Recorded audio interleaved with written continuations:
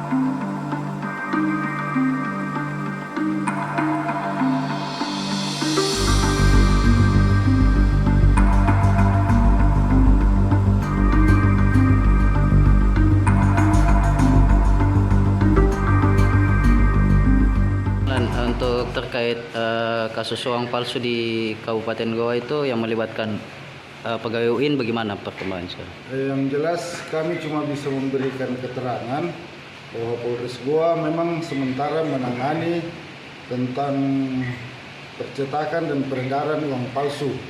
Tapi untuk lebih lanjut itu karena masih dalam tahap pengembangan, jadi kami mohon rekan-rekan awak media masih bisa mengerti tentang hal itu.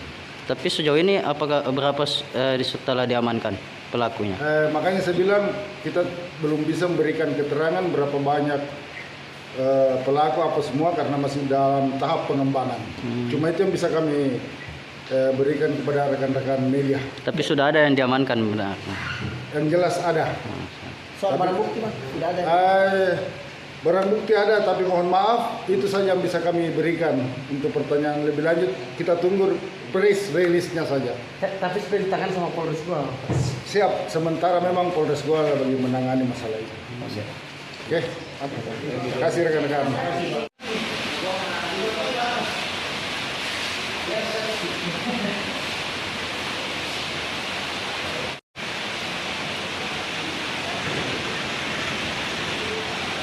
Download Tribun X sekarang, menghadirkan lokal menjadi Indonesia.